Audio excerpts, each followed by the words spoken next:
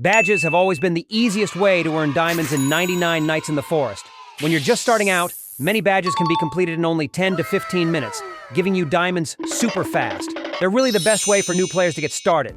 But recently, new updates have introduced some of the trickiest badges yet. Badges like fighting mammoths and polar bears or recovering the snowman are far from easy. You'll need good skills, careful planning, and plenty of game knowledge to complete them, and of course, earn yourself some shiny diamonds.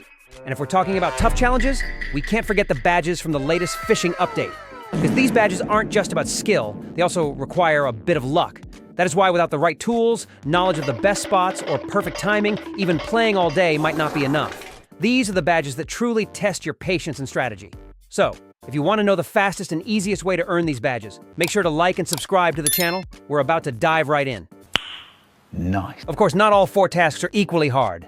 Actually, the first 2 are pretty easy, and I'm pretty sure even if unintentionally, you'll finish them once you finish the others too. But let's all be honest. The RGB chair isn't really what I'm aiming for. What I really want to do is catch all the fish for the bestiary and farm all 30 sharks. That's the big goal. Everything I do is about reaching that final target. At first, I thought it would be like the Snow Forest update. Back then, even though the last task wasn't super fast, it was pretty easy because you could just find any ice spike and climb it. Then from there, aim your gun down and start firing. No wolves, bears, mammoths, or even the mutated deer and owls could touch you. And if you have the alien class, finishing it is almost guaranteed.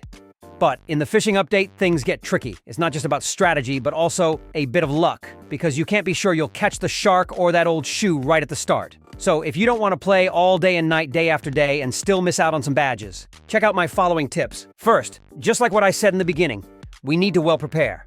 And the update's name already gives you a hint. The Fisherman class isn't there for no reason. You can try the challenges with other characters, but if you want to finish them faster and easier, the Fisherman class is definitely a big help. Right from level 1, this class can already make your new fishing life much easier thanks to its passive ability, which lets you level up your fishing rod faster than other classes. At the next level, you can instantly catch fish and stand safely from a distance while doing it. Once you hit max level, catching 30 fish is almost effortless, and your rod will fish much faster.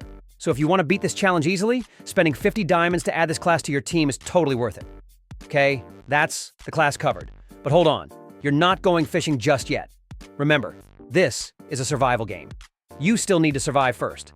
The first few nights are manageable, but after around 50 to 60 nights, the weather can get tricky. Lightning can strike you out of nowhere. Blizzards can block your escape from hostile threats, and the deer get stronger and crazier. Even the fastest classes like Alien or Ninja have been ambushed. So, for a support class like Fisherman, which doesn't have any fighting or escaping abilities, surviving can be a real challenge. But don't worry, just stay calm and follow my quick camp building trick. Even if you're playing solo, it's totally doable. First, instead of upgrading the crafting table, focus on leveling up your campfire. Why, you might ask? Let me ask you something first. Why would you level up your crafting bench? To build something, of course. But how would you build it if you don't even have enough resources? And is there any faster way to do that than scavenging around the map? That's the reason. But how do we level up the campfire? By scavenging too, of course. Not by cutting wood or farming carrots. Scavenging is the best way to level your campfire, at least in the first few levels. With just a couple of rounds around the map, your campfire can easily reach level 3 or even 4. If you look carefully, you'll see some fuel cans and oil barrels at the edges of the map. These are super helpful for getting your campfire to level 5 quickly. But the map is already pretty big by then, so before you start collecting stuff, make sure you have a good bag ready. You can find one in chests early on, or trade a rabbit foot on day 2 when the trader shows up. It's easy. Guns or spears don't matter much because you won't need to fight a lot. For food, just go fishing. It's simple. You don't have to go far. Just find a water spot near your camp. If it's inside the safe zone, even better. And that's it. Once you reach level 5, your campfire already covers a pretty big area. Now it's the right time to build some important stuff. First, you'll need a map and some crockpots. Place the map where the deer shows up whenever the cultists attack, and put a fridge right next to it. The sundial and compass can go behind it to act as stairs later on. And don't forget, place the soup pot right in front of the fridge. This way, when you bring lots of food to cook, everything will neatly go into the fridge instead of falling all over the place. After that, build a few wood storage sheds around the soup pot and the fridge to create the perfect hiding spot. Of course, make sure to leave some space for other things later on. At map level 5, big scraps like microwaves, wheels, or fridges will start to appear, along with oil barrels. That's why leveling up from 5 to 6 is pretty easy. And with enough wood and screws, you can also craft the last 2 important things: the oil drill, and the teleporter. Oh, and a quick heads up. When you set down the oil drill, make sure one of the drill's legs is placed right on top of the log near the fire. If you line it up this way, the oil barrel that spawns will fall directly onto the campfire without you needing to chase it around. To be extra safe, you can even build some little wooden walls around the fire. That way, no matter how the barrel spawns, it'll always roll exactly where it's supposed to and land right in the flames. No wasted time, no wasted oil. Next, set up the teleporter inside your base, ideally right behind your map so it's easy to reach. After that, grab any leftover scrap you have and use it to build walls. Wooden rain storage walls work great around the whole area. Once it's sealed off, you won't have to worry about enemies slipping inside. This setup makes it so when you teleport back from outside, the crazy cultists won't even have a chance to get close, and you'll always land in a safe zone. The best part is that you don't actually need tons of materials to pull this off. Even without building a huge camp, you'll already be in a solid position to survive. From here, you can focus on fishing and gathering food without any stress. At this stage of the game, there's really nothing to be scared of anymore, and if you have a small pond near your base like I do right here, it's even better. Just climb on top the wooden storage and cast your fishing line. Thanks to the Fisherman class's passive, I'm able to catch fish even if the pond is a bit far away from where you're standing. And the cool part, every time you reel in a fish, it'll drop straight into your fridge, or even roll right into the soup pot if you've set one up nearby. It's super convenient and saves you a lot of running around.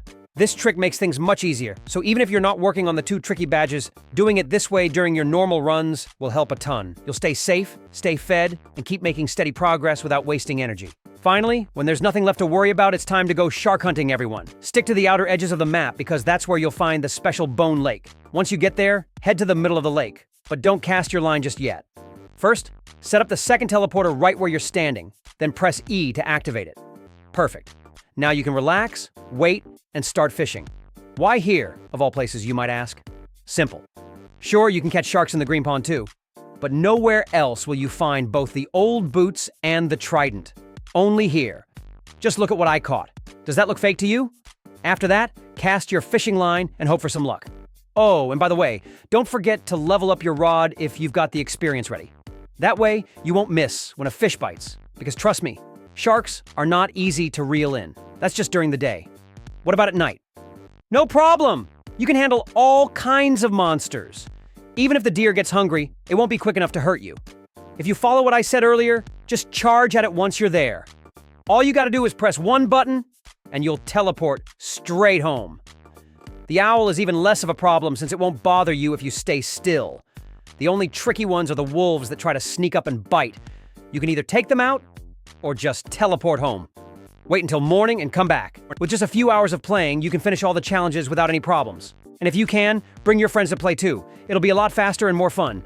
There are only a few days left before the fishing event ends, and the new update comes out this weekend. So hurry up, and don't waste your diamonds or special items. Make sure to finish all 4 challenges. I hope this guide helps you play the game more easily. And if you have any cool tips, share them in the comments so everyone can see. That's it for today's video. Thanks for watching, and see you next time.